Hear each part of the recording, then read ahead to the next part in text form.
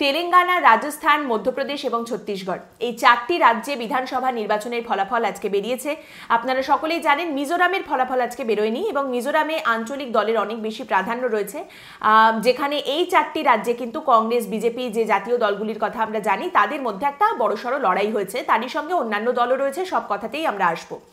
আজ আমরা এই চারটি রাজ্যের যে নির্বাচনী ফলাফল সেগুলোকেই কয়েকটা পয়েন্টের মাধ্যমে আপনাদের সামনে তুলে ধরবো। তারই সঙ্গে বলে রাখি, এই রাজ্যে যে নির্বাচন হয়েছে সেগুলো আমরা ফলো করেছি, কিন্তু সেগুলো নিয়ে আলাদা করে পর্ব করা হয়নি। তার কারণ ইচ্ছে থাকলেও উপায় ছিল না, আমাদের রাজ্যে ঘটনার ঘনঘটা যা ছিল সেখানে, তাই অন্য রাজ্য নিয়ে পর্ব করা হয়নি।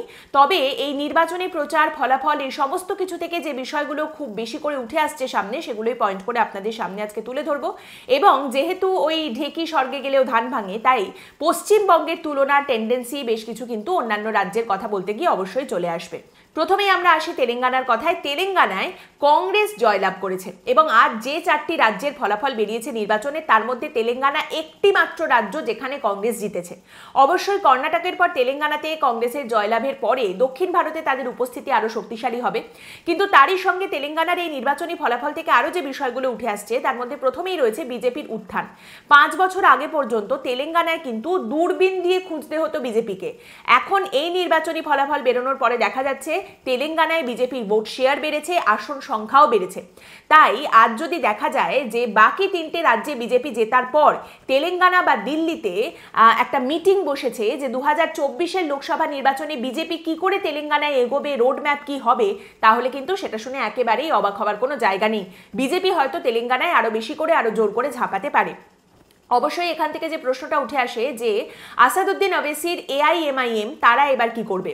এতদিন পর্যন্ত এআইএমআইএম হায়দ্রাবাদে অত্যন্ত কমফোর্টেবলি বসেছিল, এবার তারা কি করবে সেটা অবশ্যই দেখার বিষয়। এবং এখানে অত্যন্ত গুরুত্বপূর্ণ একটা অবজারভেশন যেটা উঠে আসে সেটা হলো, আপনারা জানেন কেসিআর এর দল যারা এতদিন পর্যন্ত তেলেঙ্গানায় রীতিমতো একাধিপত্য করেছে বলা যেতে পারে, কেসিআর কিন্তু সেই দলের নাম 1 বছর আগে চেঞ্জ করে দিয়েছিলেন।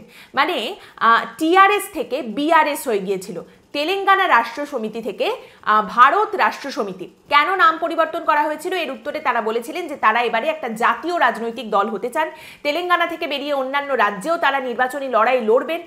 তাই শুধুমাত্র তেলেঙ্গানা রাষ্ট্র সমিতি এখন আর আমরা নই, আমরা এখন ভারত রাষ্ট্র সমিতি। এই নাম পরিবর্তনের সিদ্ধান্ত সামনে আসার পরে অনেকেই বলেছিলেন যেটা অত্যন্ত খারাপ একটা পলিটিক্যাল মুভ। তার কারণ তেলেঙ্গানা রাষ্ট্র সমিতি বা টিআরএস এর যে অস্তিত্ব, তার পেছনে একটা বিরাট বড় জায়গা জুড়ে রয়েছে নতুন রাজ্য তেলেঙ্গানা তৈরি করার লড়াই, নিজেদের একটা আলাদা পরিচিতি তৈরি করার সংগ্রাম। সেখানে যদি তাদের দলের মধ্যে থেকে যে নামটা আছে সেখান থেকে তেলেঙ্গানা কথাটাই বাদ দিয়ে দেওয়া হয়, একদম সূত্রপাত যেখান থেকে, উত্থান যেখান থেকে, একদম দলের সোল যে জায়গাটায় রয়েছে, শিকড় যে জায়গাটায় রয়েছে, সেটাই যদি বাদ দিয়ে দেওয়া হয় তাহলে অস্তিত্ব সংকট আসতে বাধ্য, এবং সেটাই হয়েছে। বেসিক্যালি দেখুন, বিষয়টা নাম পরিবর্তনে শুধু নয়, বিষয়টা হলো রিজিয়নাল পলিটিক্সের দিকে ফোকাস না করে ন্যাশনাল পলিটিক্সের দিকে ঝাঁপানো এবং ন্যাশনাল পলিটিক্সে বেশি ফোকাস করা। এইটা কিন্তু পশ্চিমবঙ্গের শাসক দলের জন্য অবশ্যই একটা ওয়ার্নিং হতে পারে আবারও, যে রিজিয়নাল পলিটিক্যাল পার্টি হয়ে যদি রাজ্যের রাজনীতির থেকে মুখ ফিরিয়ে বেশি করে জাতীয় রাজনীতির দিকে ফোকাস করা হয়, তার ফলাফলটা কখনোই ভালো হয় না। তৃণমূল কংগ্রেস অলরেডি 2019-এ এটা ফেস করেছে। 2019-এর সেই ভুল থেকে তারা যদি শিক্ষা নিয়ে থাকে অত্যন্ত ভালো কথা, তা না হলে আবার 2024-এ গেল। এরপর আমরা আসছি রাজস্থানের কথায়। রাজস্থানে যেটা দেখা যায় সেটা হচ্ছে সেখানকার মানুষজন কিন্তু প্রত্যেক 5 বছর অন্তর অন্তর সরকার বদলে দেয়, মানে এইটাকে রাজস্থানের ট্রেন্ড বলা হয়। কিন্তু আপনি যদি গত 5 বছরে কংগ্রেসের রাজস্থানে যে পারফরমেন্স বা রাজনীতি সেদিকে তাকান, কিংবা নির্বাচনী প্রচার চলাকালীন কংগ্রেসের যে পারফরমেন্স সেদিকে যদি আপনি তাকান, তাহলে আপনি এটা বলতে বাধ্য হবেন যে সমস্ত ট্রেন্ড, টেন্ডেন্সি সব কিছুকে আমি যদি বাদ দিয়ে দিই, সব কিছুকে আমি যদি দূরে সরিয়ে রাখি, তারপরেও কংগ্রেসের নিজেদের মধ্যে যে ঝগড়া লড়াই সামনে উঠে এসেছে সেটা নিয়েই একটা আলাদা চ্যাপ্টার খোলা যেতে পারে। বারবার আমরা যেটা দেখেছি সেটা হলো অশোক গেহলট এবং সচিন পাইলটের মধ্যে ঝগড়াঝাটি। 4 মাস অন্তর অন্তর তাদের মধ্যে ঝগড়াঝাটি, মুখ দেখাদেখি বন্ধ, ঝগড়া, কেউ দিল্লি চলে যাচ্ছেন, নিজেই নিজের দলের লোককে স্যাবোটাজ করছেন, সেই ইতিহাস সামনে উঠে আসছে, একেবারে যাতা অবস্থা। এবং এগুলো দেখার পর, আজকের এই ফলাফল দেখার পরে অবশ্যই এই প্রশ্নটা আপনি করতে বাধ্য হবেন যে কংগ্রেসের কি আদৌ জেতা উচিত ছিল, মানে তারা কি আদৌ জিততে পারতো এইরকম একটা সাংঘাতিক নিজেদের মধ্যে ঝগড়াঝাটি নিয়ে। কংগ্রেসের যে পারফরমেন্সটা আমরা দেখতে পেয়েছি এবং নিজেদের যা ঝগড়াঝাটি দেখতে পেয়েছি, সেই সমস্ত কিছু দেখার পরে বিশ্লেষণ না করে কংগ্রেসের উদ্দেশ্যে একটাই কথা বলা উচিত, তুমে তো আপনো নে লুটা গैरों में कहाँ दम था। দেখুন, হেরে যাওয়ার পরে না সবারই একটা করে এক্সট্রা হাত চলে আসে, ডান হাত, বাঁ হাত আর অজুহাত। অশোক গেহলটের বয়স এই মুহূর্তে 72 বছর এবং তিনি যদি এখনো পর্যন্ত অত্যন্ত বেশি ক্ষমতাকে ভালোবাসেন, মানে ক্ষমতাপ্রীতি যদি এখনো তার এতটাই থেকে থাকে, তাহলে তিনি আঁকড়ে ধরে বসে থাকবেন, গ্যাঁট হয়ে বসে থাকবেন, তিনি সরবেন না। সচিন পাইলট অপেক্ষা করতে করতে করতে করতে ওই জ্যোতিরাদিত্য সিন্ধিয়ার মতো হয়তো নিজের পদ দেখে নেবেন। এরকম করতে করতে কজন হবে, লোকজন কাউন্টও ভুলে গেছেন, মানে আর হাতেও গোনা যাবে না এবার। এবং তারই সঙ্গে এখানে বলে রাখি, রাজস্থান এবং মধ্যপ্রদেশ দুটি রাজ্যের ক্ষেত্রেই একটা বিষয় যেটা দেখা যাচ্ছে সেটা হলো কংগ্রেস কিন্তু নিজেদের ভোট শেয়ার মোটামুটি ধরে রাখতে পেরেছে। ভোটিং যে পার্সেন্টেজ সেটা কিন্তু তাদের খুব বেশি কমেনি, মোটামুটি তারা ঠিক জায়গায় রয়েছে। কিন্তু যেটা অত্যন্ত গুরুত্বপূর্ণ এবং দেখার মতো বিষয় সেটা হচ্ছে বিজেপি নিজেদের ভোট শেয়ার বাড়িয়েছে। অন্যান্য জায়গা থেকে বিজেপি কিন্তু নিজেদের দিকে ভোট টেনে আনতে সক্ষম হয়েছে। এখান থেকে চলে আসি মধ্যপ্রদেশের কথায়। মধ্যপ্রদেশের কথা বলার আগে আপনাদের একটা ছোট্ট ঘটনার কথা বলতে চাই। আমার এক কলিগ অনেক বছর আগে ইন্দোরে কাজ করতেন। সেই সময় মধ্যপ্রদেশের মুখ্যমন্ত্রী অবশ্যই ছিলেন শিবরাজ সিং চৌহান। তো আমার কলিগের অফিসে একটা অনুষ্ঠান ছিল, সেখানে মুখ্যমন্ত্রী এসেছিলেন। তো আমার কলিগের যিনি বস, তিনি মুখ্যমন্ত্রীকে স্যার স্যার বলে সম্বোধন করছিলেন। মুখ্যমন্ত্রী কিছুক্ষণ ওই স্যার স্যার শোনার পরে আমার কলিগের বসকে বলেন যে আপনি আমাকে স্যার বলবেন না, আপনার যদি ডাকতেই হয় তাহলে আপনি মামাজি বলে ডাকুন। এইটা হচ্ছে সেই ব্র্যান্ড যেটা শিবরাজ সিং চৌহান নিজের জন্য তৈরি করেছেন। নিজের জন্য এই মামাজি ব্র্যান্ডটা তিনি এত বছরের পর বছর নার্চার করেছেন এবং এই জায়গায় নিয়ে এসেছেন। মধ্যপ্রদেশের সব থেকে পুরনো, সব থেকে বড় রাজনৈতিক ঘুঘু যদি কেউ থেকে থাকেন তাহলে তিনি হলেন মামাজি বা শিবরাজ সিং চৌহান। তাকে সকলেই মামাজি বলেই ডেকে থাকেন। মামাজি বা শিবরাজ সিং চৌহান কিন্তু বারবারই মুখ্যমন্ত্রীর অফিসের ঘুলঘুলি দিয়ে ঢুকে পড়ে যেন তেন প্রকারেণ ওই মুখ্যমন্ত্রীর চেয়ারটাতে বসে পড়েছেন। এইবারে একটা কথা চারিদিকে খুব উঠেছিল যে হয়তো এবারে আর এই সরকার থাকবে না, বিজেপির হাত থেকে চলে যাবে মধ্যপ্রদেশ, এই একই সরকার দেখে দেখে মানুষ ক্লান্ত, এবারে চেঞ্জ করে দেবেন আর মামাজিও আর বোধহয় কিছু করতে পারবেন না। যখন শেষবার আমরা দেখলাম যে কমলনাথের হাত থেকে, কংগ্রেসের কমলনাথের হাত থেকে মামাজি বিজেপির দিকে সরকারটাকে নিয়ে চলে এলেন এবং আমরা দেখলাম জ্যোতিরাদিত্য সিন্ধিয়া এমএলএদের নিয়ে বিজেপিতে যোগদান করলেন, কংগ্রেসে ছিলেন তিনি। এইটা হওয়ার পরে অনেকেই বলেছিলেন এটাই মনে হয় মামাজির শেষ খেলা, আর এর থেকে বেশি কিছু হবে না। 4 বার অলরেডি তিনি এই তো শপথ নিয়েই নিলেন মুখ্যমন্ত্রী, আর নিশ্চয়ই কিছু হবে না। এবং আগেই যেটা বললাম, এবারেও এরকম একটা সেন্টিমেন্ট কাজ করছিল যে বিজেপি হয়তো মধ্যপ্রদেশে আর জিততে পারবে না। নির্বাচনী প্রচারেও আমরা দেখেছি যে মামাজিকে কিন্তু খুব একটা সামনের প্রথম দিকে নিয়ে আসা হয়নি, কিন্তু শেষের দিকে তাকে সামনে নিয়ে আসা হলো এবং মামাজি শিবরাজ সিং চৌহান একেবারে ওভারড্রাইভে চলে গেলেন। তিনি এসে নানান রকম কথা বলতে শুরু করলেন, আমার মতো ভাই আপনারা কোথাও পাবেন না, আমার মতো মামাজি পাবেন না, আমি চলে গেলে কিন্তু প্রচন্ড মিস করবেন। এবং এই সমস্ত কিছুর মাঝখানে মধ্যমণি হয়ে যে বিষয়টা বসলো সেটা হচ্ছে শিবরাজ সিং চৌহানের নানান রকম প্রকল্পের কথা। লাডলি প্রকল্প, এই লাডলি প্রকল্পে তিনি কি কি ঘোষণা করেছিলেন বা কি দিয়েছেন সেটা বলার আগে একটা ছোট্ট কথা বলি। আমাদের পশ্চিমবঙ্গে বেশ কিছু মানুষজন রয়েছেন যারা তথ্য সত্য এই সমস্ত কিছুর ধার ধারেন না, প্রচন্ড নাটকীয়ভাবে হাত পা নেড়ে কথাবার্তা বলেন। একটি যে কোনো রাজনৈতিক দলের প্রতি তাদের আনুগত্য অনেক বেশি আমরা দেখতে পাই। এমনকি বেশ কিছু রাজনৈতিক দলের মুখপাত্ররাও এই কথা বারবার বলেন যে আমাদের পশ্চিমবঙ্গে যে ভাতা দেওয়া হয়, এই ভাতা ভিক্ষা দেওয়া হয়, এই ভিক্ষায় মানুষজন বিক্রি হয়ে গেছেন ইত্যাদি ইত্যাদি। মধ্যপ্রদেশে বিজেপির এই জয়ের পেছনে একটা বিরাট বড় জায়গা জুড়ে রয়েছে মহিলাদের জন্য নানান রকম প্রকল্প, ভাতার ঘোষণা।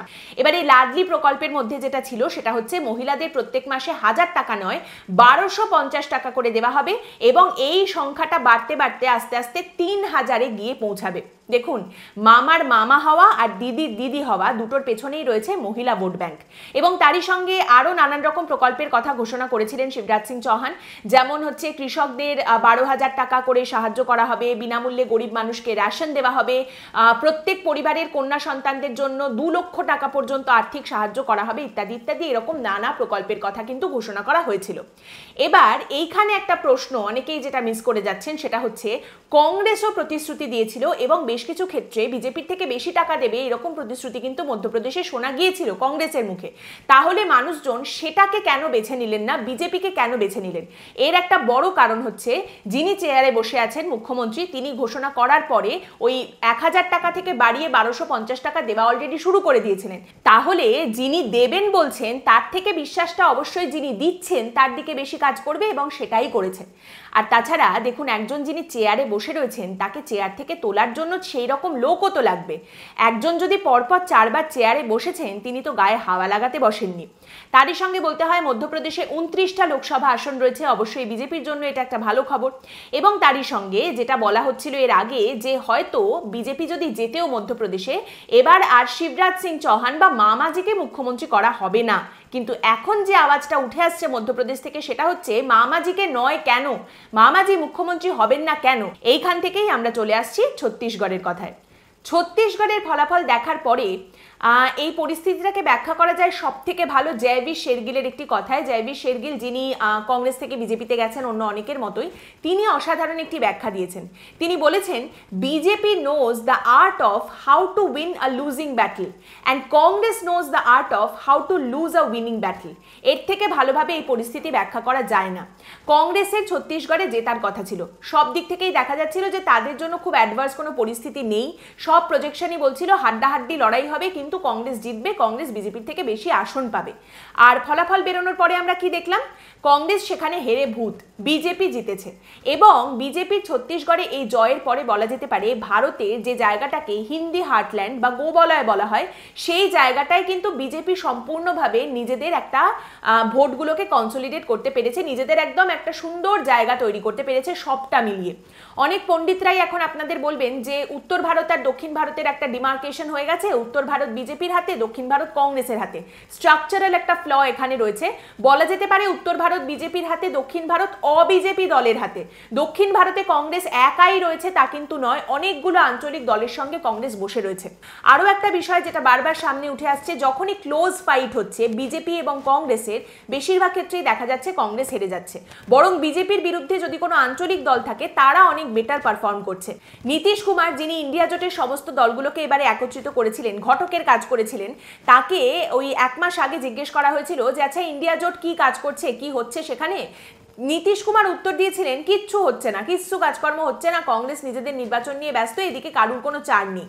তো এই কথাটা শুনে 1 মাস আগে একটু খটকা লাগলেও একটা ভাবার জায়গা ছিল যে ঠিক আছে, ইন্ডিয়া জোটের কাজ না হলেও কংগ্রেস নিজেদের ঘর নিশ্চয়ই ভালো করে গোছাচ্ছে। এখন 1 মাস পরে এই নির্বাচনগুলোর ফলাফল দেখে যেটা বোঝা যাচ্ছে সেটা হলো কংগ্রেস নিজের ঘর গোছাচ্ছে, সেগুলোও বালি। ইন্ডিয়া জোটের পরবর্তী বৈঠক ডেকেছে কংগ্রেস 6ই ডিসেম্বর। এবার এই 3 দিনের মধ্যে কংগ্রেস তাদের এত বড় পরাজয়ের কিভাবে অ্যানালিসিস করবে, বিশ্লেষণ করবে, নিজেদের জোট সঙ্গীদের সামনে কি তথ্য তুলে ধরবে, সেটা একমাত্র তারাই জানে। কিন্তু ওই যে গৌরীবাবু লিখে গেছেন, কি আশায় বাঁধি খেলা ঘর, বেদনার বালু চড়ে, নিয়তি আমার ভাগ্য লয়ে যে নিশিদিন খেলা করে, হায় গো হৃদয় তবুও তোমার আশা কেন যায় না, যতটুকু চায় কিছু তার পায় না, তবুও কংগ্রেসের আশা কেন যায় না।